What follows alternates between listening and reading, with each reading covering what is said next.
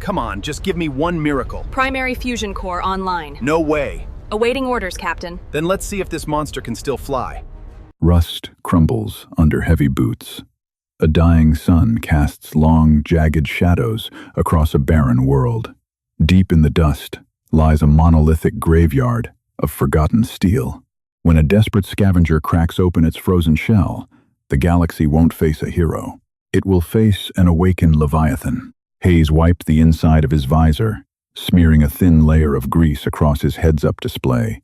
His oxygen readout blinked an angry, insistent amber. 18%. The air inside the suit tasted like stale pennies and unwashed skin. He coughed, a dry, rattling sound that echoed inside the cramped fishbowl of his helmet, vibrating against his own skull. Oakhaven, 9, was supposed to be a quick survey. A scrape-and-run operation. The orbital scans promised trace amounts of palladium, enough to pay off a month of interest on his ship. The scrap irony. Instead, he found endless miles of jagged silicate, frozen carbon flats, and a wind that shrieked like tearing metal. He crested a steep ridge, his synthetic muscle fibers whining in protest. His breath hitched, scraping against the back of his dry throat. He stopped dead. It wasn't a mountain.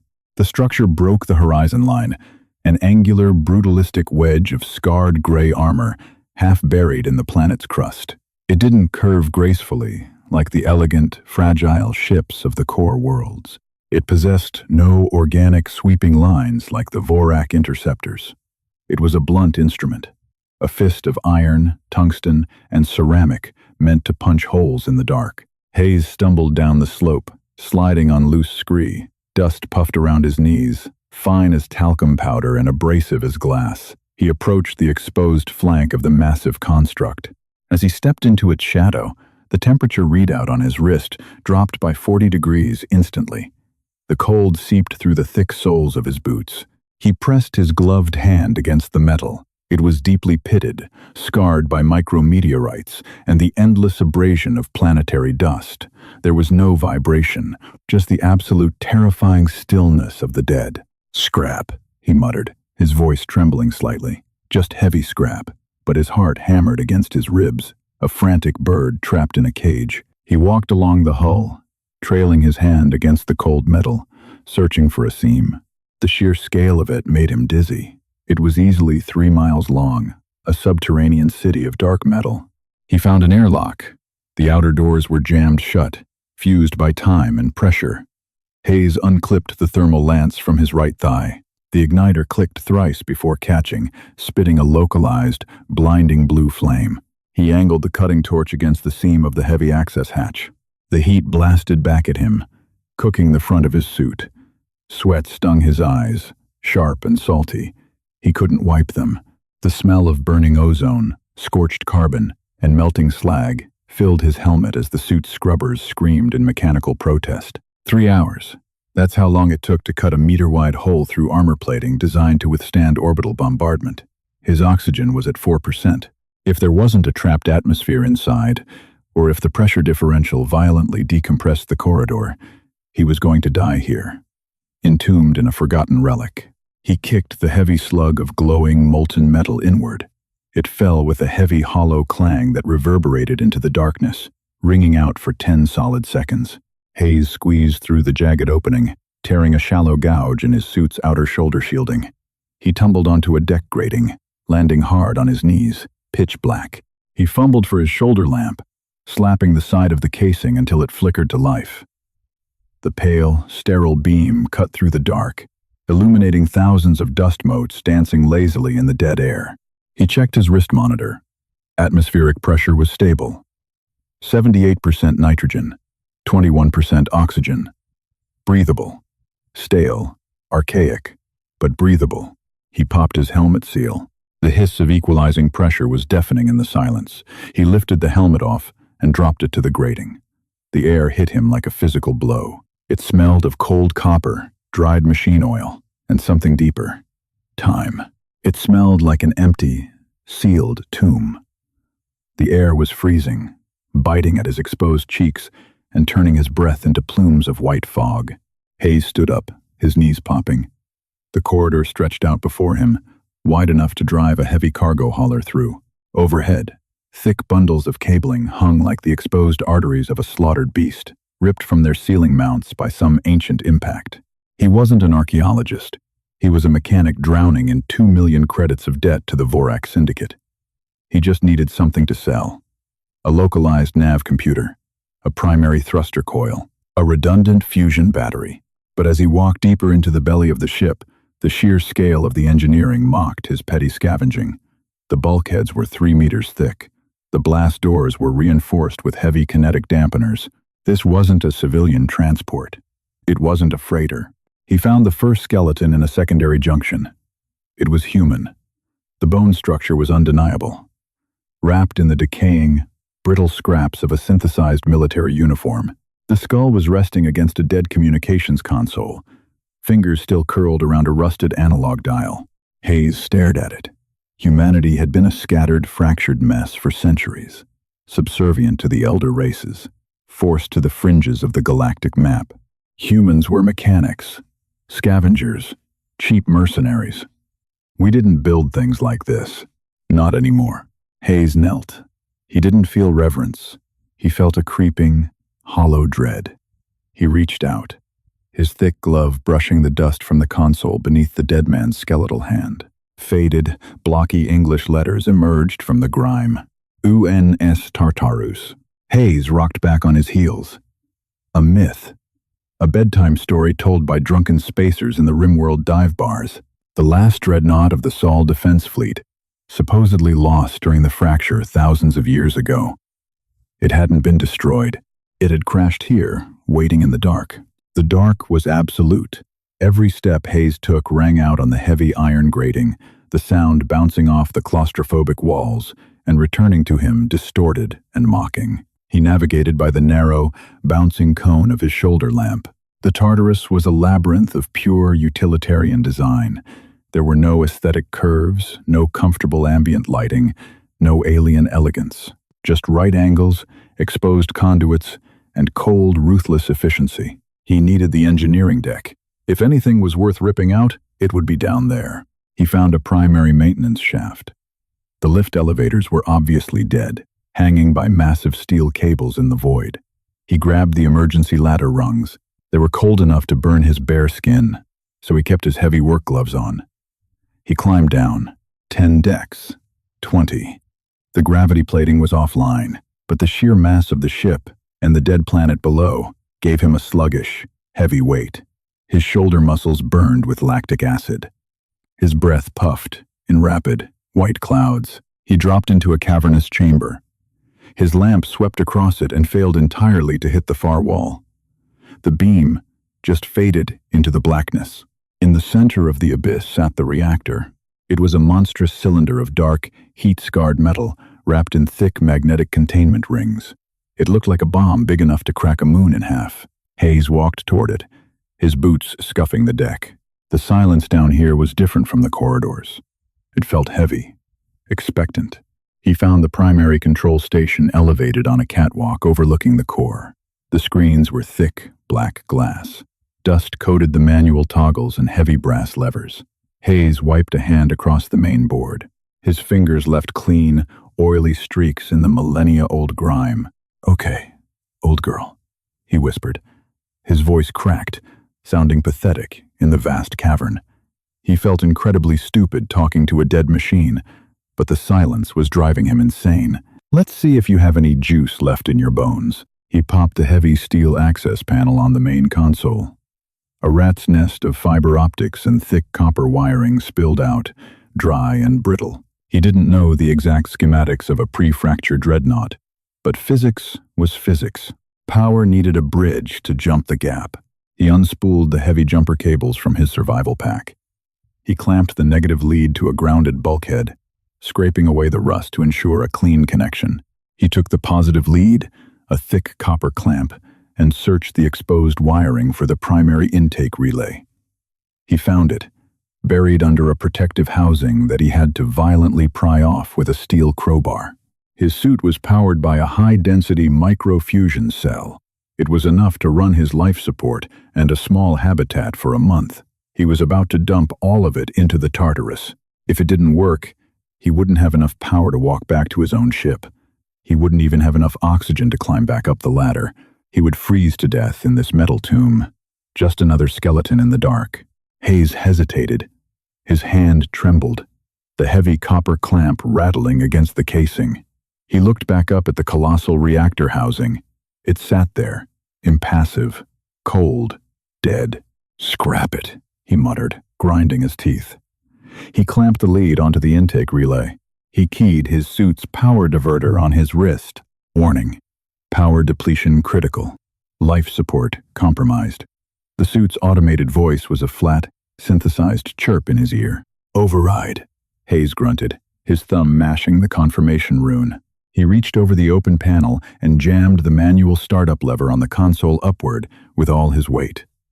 It locked into place with a heavy, metallic thud. Nothing happened. Hayes stood there.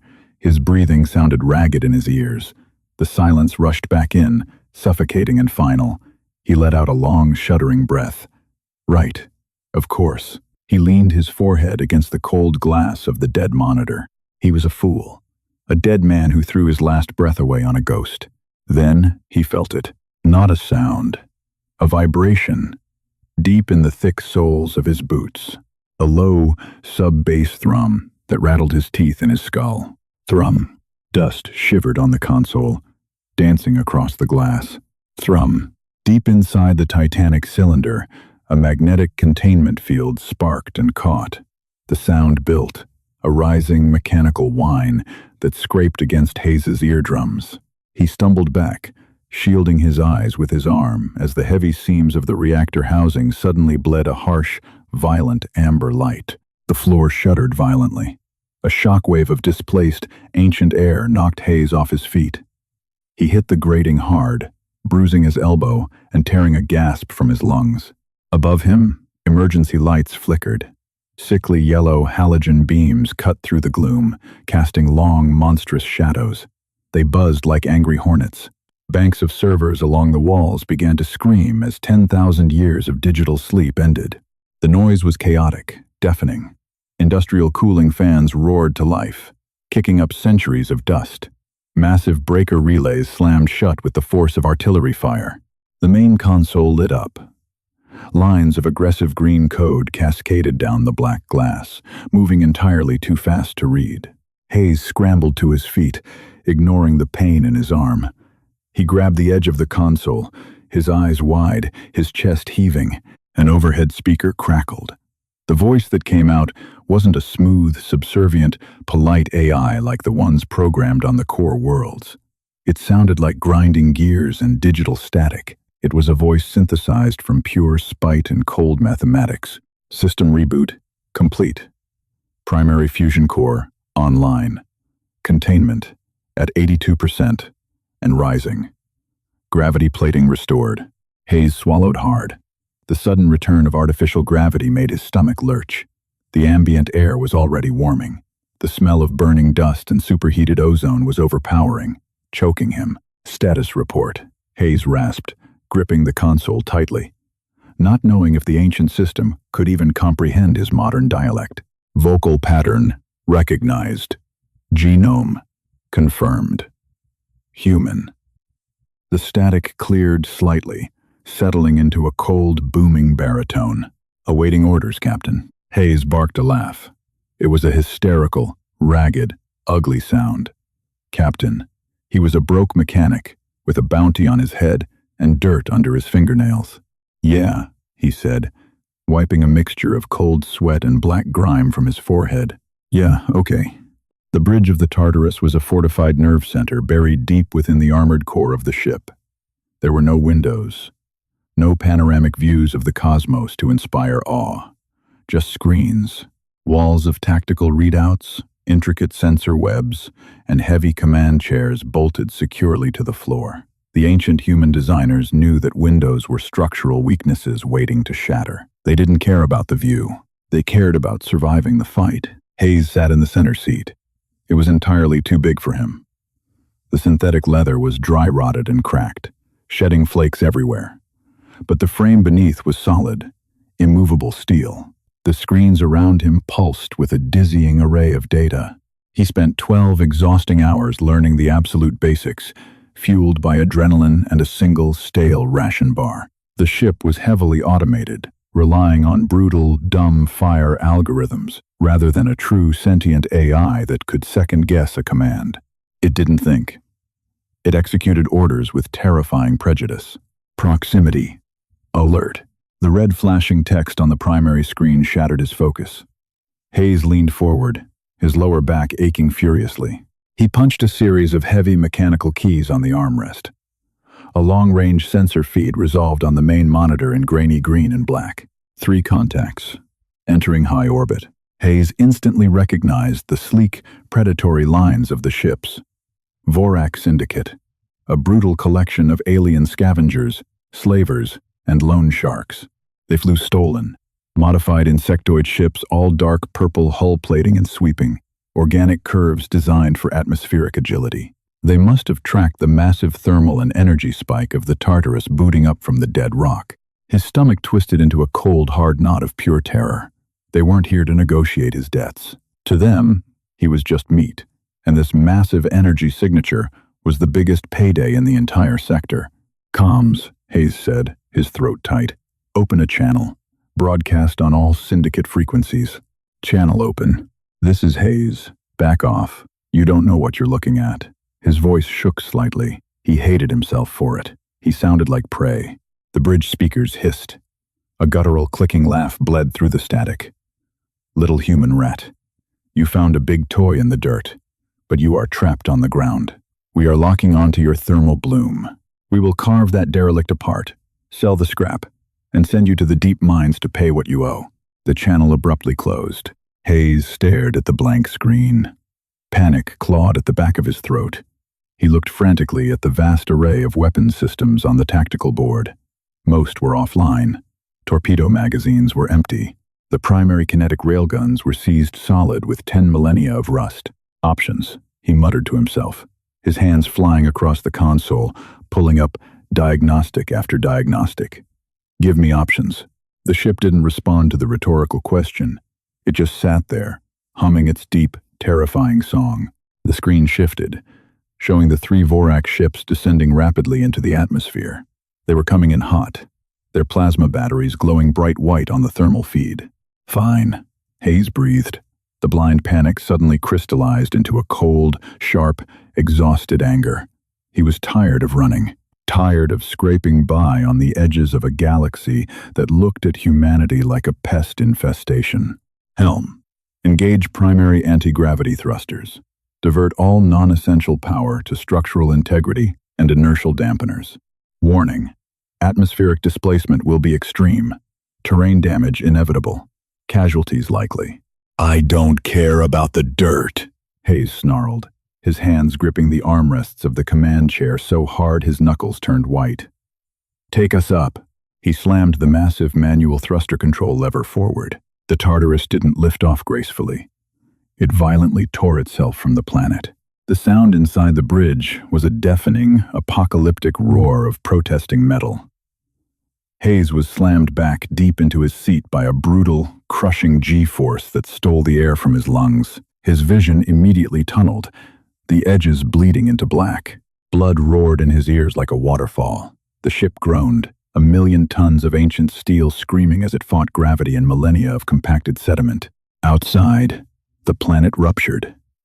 A crater 3 miles wide shattered as the dreadnought pulled free. Billions of tons of rock, dirt, and dust were instantly vaporized by the sheer, ungodly heat of the main drive's firing. On the tactical screen, the 3 Vorak ships suddenly halted their aggressive descent. The sensor feed showed them frantically firing their maneuvering thrusters, desperately trying to pull up, to avoid the catastrophic shockwave of the Tartarus rising from its grave. They didn't make it. Hayes didn't fire a single weapon. He didn't need to. The raw thermal backwash from the dreadnought's engines caught the closest Vorak ship and melted its organic hull like wax held to a blowtorch. The vessel simply vanished in a burst of static. The second ship was swatted out of the sky by the displaced atmospheric pressure, tumbling completely out of control, its wings snapping off before it slammed violently into the jagged mountains below. The third ship didn't even try to engage. It simply turned and burned for orbit, fleeing in absolute, blind terror. Hayes couldn't breathe. The pressure on his chest felt like a physical weight, crushing his ribs. The screens flared bright white as the colossal ship smashed through the upper atmosphere, literally tearing a hole in the sky. Then, total silence. The crushing weight evaporated instantly as the inertial dampeners caught up. Hayes gasped, leaning forward over his knees, coughing violently. He tasted copper and bile. His hands were shaking so hard he could barely unbuckle the heavy crash harness. He looked up at the main screen. The endless blackness of deep space stretched out before him, punctuated by the cold, distant light of unfamiliar stars. He wasn't dead. Orbit achieved. The synthesized voice announced, entirely unbothered by the violence it had just committed. Systems stable, waiting for navigational input. Hayes slumped back against the cracked leather chair. He wiped a trembling hand across his face, leaving a dark streak of sweat and old grease. He looked around the bridge of the ancient war machine. It was ugly. It was brutal. It was entirely unforgiving. It was perfectly human. He let out a short, breathless, manic laugh that echoed off the steel walls. "Set course," Hayes said, his voice finally steadying, a dangerous smirk pulling at the corner of his mouth. "Let's go show the galaxy what a ghost looks like." Pre-fracture faster-than-light travel was not a graceful affair. The core worlds used elegant slipstream drives, folding space like delicate origami to slide quietly between the stars. The Tartarus did not slide. It hammered reality until reality broke. Hayes sat strapped into the command chair, his jaw clenched so hard his molars ached. The warp drive didn't hum. It roared, a constant bone-rattling mechanical scream that vibrated through the floor grates and right up his spine. The heavy blast shutters over the bridge's non-existent windows were sealed tight, but Hayes swore he could feel the violent radiation washing over the armored hull. He unbuckled his harness, his hands shaking slightly. He was surviving on ancient emergency rations he'd pried from a survival locker on Deck 4. They tasted like compressed sawdust and iron shavings, but they stopped the cramping in his stomach. His mouth was dry. The ship's water recyclers were running, producing a lukewarm fluid that smelled faintly of iodine and old copper pipes. He drank it anyway, wiping his mouth with the back of a grease-stained sleeve. "Navigation," he rasped, his voice bouncing off the cold steel walls. "How long until we drop out?" "Warp translation complete in 4 minutes. Target. Orbital tether, Aurelius." Hayes nodded slowly. Aurelius. It was a massive syndicate processing hub. Millions of tons of raw ore moved through it every day, mined by human indentured workers who lived and died in the dark, paying off debts they inherited from their grandparents. Hayes had a debt there. A big one. The kind that meant if the syndicate caught him, they wouldn't just kill him. They'd harvest his organs to recoup the interest. He didn't have a plan. Not really. But running felt pointless now. Not when he was sitting on a mountain of iron. "Bring tactical online. Route manual fire control to my console. Unlock the kinetic magazines. Warning. Autoloaders on batteries 3 and 4 are compromised by corrosion. Manual clearance required." "Skip them," Hayes said, his fingers flying across the cracked glass of the console. "Give me whatever works." The ship shuddered violently. A klaxon blared, a harsh, mechanical shrieking that made Hayes wince. The artificial gravity spiked, pulling him heavy into his seat, and then released. They dropped into real space. The main tactical screen flared to life. Aurelius was a sprawling, ugly station, a tangled web of docking arms and refinery towers hanging in the void above a dead, gray moon. Surrounding it was a cloud of syndicate patrol cruisers, sleek, predatory things with shimmering violet energy shields. Before Hayes could even check his sensor sweeps, the communications console lit up, red priority channels blinking frantically. Hayes ignored them. He stared at the readout of his own ship. The Tartarus wasn't shielded. Humanity hadn't invented energy shields back then. They just used armor. Meters of high-density tungsten carbide and reactive ceramic plating. "They're locking on," Hayes whispered, watching dozens of targeting lasers paint his hull in the sensor feed. The The communications channel forcibly opened. A Syndicate enforcer's face appeared on a side screen, pale, chitinous plates shifting around a mouth full of needle-thin teeth. Unidentified vessel. You have dropped into Syndicate space. Cut your drives and prepare to be boarded. You have 10 seconds before we turn you to slag. Hayes leaned forward. He didn't bother opening a return visual. He just keyed the microphone. "This is a debt collection," he said, his voice dropping an octave, raspy and dead flat. He hit the primary fire control. The Tartarus didn't fire lasers. It fired solid, depleted uranium slugs the size of cargo vans, propelled by magnetic rails. The sound inside the bridge was deafening. The entire massive structure of the dreadnought jerked backward as the forward batteries fired. Dust rained from the ceiling. A terrible, rhythmic thud, thud, thud echoed through the ship, deep in its mechanical guts, as the autoloaders slammed the next rounds into the breaches. Hayes watched the screen. The Syndicate cruisers didn't even try to evade. They trusted their energy shields. The first uranium slug hit a cruiser dead center. The violet shield flashed bright, blinding white for a fraction of a second as the kinetic energy transferred, and then it shattered like cheap glass. The slug punched straight through the sleek hull, tearing the ship completely in half. No explosion, just a brutal, silent dismemberment in the vacuum of space. "Scrap," Hayes breathed, his eyes wide. Panic erupted on the tactical feed. The Syndicate formation broke, scattering like roaches under a light. They opened fire. Streaks of superheated plasma splashed against the Tartarus. The ship registered the hits. Alarms chirped. Hull temperature rising. Armor plating at 98% integrity. It was raining fire on the dreadnought, and the ancient iron beast didn't even care. The reactive armor absorbed the plasma, bleeding the heat off into the vacuum. "Helm, full ahead," Hayes barked, adrenaline finally cutting through his exhaustion, ramming speed. "Take us right through their formation." The Tartarus surged forward, a 3-mile-long battering ram. Hayes felt the deep, sickening crunch resonate through the deck plates as the dreadnought simply plowed through 2 fleeing patrol ships, crushing them against its armored prow like bugs on a windshield. The remaining Syndicate vessels didn't stay to fight. They dumped their cargo pods, spun their drives, and tore holes in space, fleeing into warp as fast as their engines could burn. Hayes let out a breath he felt like he'd been holding for a year. He slumped forward, resting his forehead against the cold edge of the console. His hands were cramping. He smelled burning ozone, stale sweat, and the sharp, metallic tang of his own fear. The silence rushed back onto the bridge. Threat neutralized.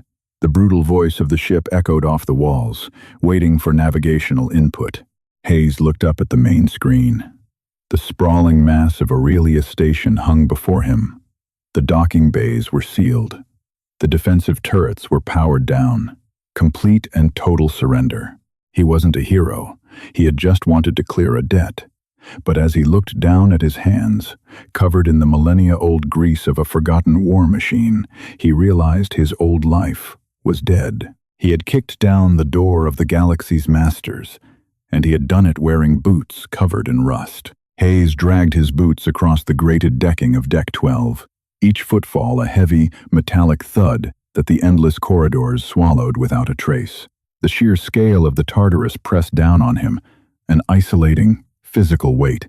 It smelled of ozone, scorched copper, and 10,000 years of undisturbed dust.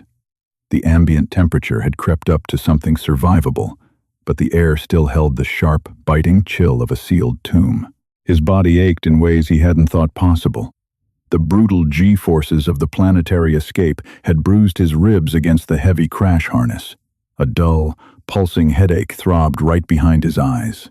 He needed a stiff drink. He needed 12 hours of uninterrupted sleep on a real mattress, not a dry-rotted command chair. Most importantly, he needed a way out of this mess. He found a massive mess hall. It was a cavernous space filled with long, bolted-down steel tables and rows of dead, synthetic food dispensers. The silence in the room was absolute, ringing in his ears. Hayes sat at the end of a bench. The cold metal seeped through his heavy work trousers. He pulled a thick, rusted brass lug nut from his pocket. a piece of debris he'd picked up from the engineering bay floor. He tossed it, caught it, tossed it, caught it. Clack, catch, clack, catch. Aurelius Station had opened a channel 3 hours ago. The human laborers there had overthrown the Syndicate guards the exact second the patrol fleet broke and ran.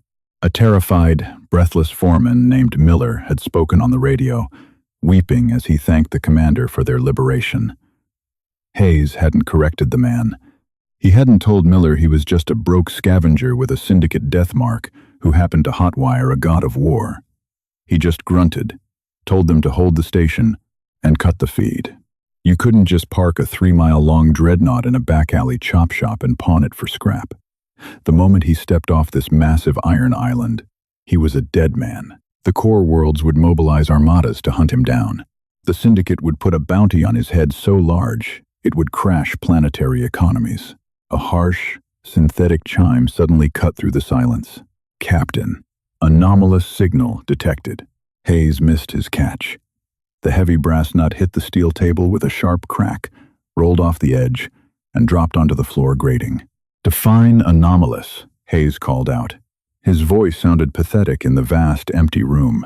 Raspy, exhausted. High bandwidth encrypted burst. The ship's voice ground out of the nearest overhead speaker, cold and heavy with mechanical indifference. Origin point. Extragalactic rim. Decryption algorithms match UNS command protocols. It is a secure handshake ping. Hayes stood up slowly. His right knee popped loudly in the quiet. A ping. From who? Unknown. The signal is automated. It is a direct response to our reactor wake. Hayes stared up at the rusted speaker grill. Can you trace it? Affirmative. Trace. Complete. Send it to the main tactical table on the bridge. He didn't run. He didn't have the energy to run. He hauled his aching, heavy body up the primary maintenance ladders. His calloused hands gripping the freezing steel rungs, he dragged himself back into the armored nerve center of the ship. The bridge remained exactly as he left it, dark, brutal, and entirely devoid of comfort. He approached the central holidable. It was a wide, circular pit set into the floor plates, currently projecting a static, pale blue wireframe of the local star cluster. Dust motes danced lazily in the projection's pale light. "Show me the source," Hayes said. He leaned heavily against the cold metal railing bordering the table, resting his chin on his crossed arms. The blue projection rapidly zoomed out.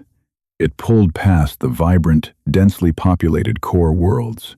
It flew past the shimmering, violet-hued borders of the Syndicate territories. It kept going, pushing right to the ragged, uncharted edges of the galactic map.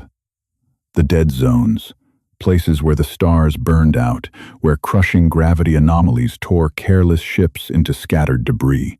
Nobody went there. There was nothing to scavenge. A single, solitary red blip pulsed on the holographic map. Hayes frowned, his brow furrowing. One ship. Correction. The dreadnought corrected him, unbothered by his confusion. The signal is a repeater node.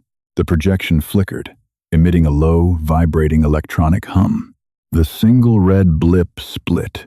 It became 2, then 4, then 20. Hayes gripped the metal railing. The rough, oxidized steel dug painfully into his palms. His breath hitched in his dry throat. Across the vast, empty expanses of the dead zones, deep inside shattered asteroid belts, buried under the miles-thick ice of rogue planets, and drifting utterly silent in the deep void, red blips began to ignite. 50, 100, 300, 500. The holographic map bled red. The Sol defense fleet wasn't destroyed. Hayes felt a cold shiver trace its way down his spine, settling heavy in his gut. They hadn't lost the war thousands of years ago. They had just looked at the math, realized they couldn't win a war of attrition, and did what humans always did when the bitter winter came. They dug in. They went to sleep in the deep, freezing dark, waiting for the ice to thaw, waiting for a signal to wake them up. Hayes had turned the key on the Tartarus. He had struck a massive, blazing match in a pitch-black room. Incoming transmissions. the ship announced, the halogen emergency lights flickering slightly as massive amounts of processing power diverted to the comms array. Multiple vectors. Automated awakening protocols initiated across the entire battle group, awaiting fleet command confirmation. Hayes looked around the empty, cavernous bridge. He looked at the cracked, synthetic leather of the command chair. He looked at the rusted bulkheads, the exposed wiring, and the cold, unfeeling tactical screens. Then, he looked down at his own hands. They were stained black with old engine grease, scarred by slipped wrenches and cheap plasma cutters. He was no soldier. He didn't know the first thing about leading a unified armada. He was a cynical scavenger who lived his whole life looking over his shoulder, scraping a pathetic living out of the dirt left behind by his betters. But as he looked back down at the holotable, watching hundreds of red lights waking up across a galaxy that had completely forgotten them, a slow, dangerous smile crept across his chapped lips. The core worlds had kept humanity on its knees for 3 millennia. They thought the old wolves had all died out. They thought the woods were safe. "Open a wideband channel to all UNS transponders," Hayes said. His voice didn't shake. It was solid, hard and heavy as the iron beneath his boots. "Channel open." Hayes leaned over the main console. He inhaled deeply, filling his lungs with the sharp smell of ozone and old dust. He felt the heavy, vibrating heartbeat of the massive fusion reactor deep below his feet. "Rise and shine," Hayes whispered into the dark. "Time to go to work." If you felt the rumble of the Tartarus in your bones and want to see where Hayes takes the Ghost Fleet next, hit that like button and subscribe to the channel. Drop a comment below telling us what you think the core world's reaction will be when the iron wakes up. Your support keeps these sci-fi stories coming, so share this video with a fellow scavenger and stay tuned for the next chapter of the HFY universe.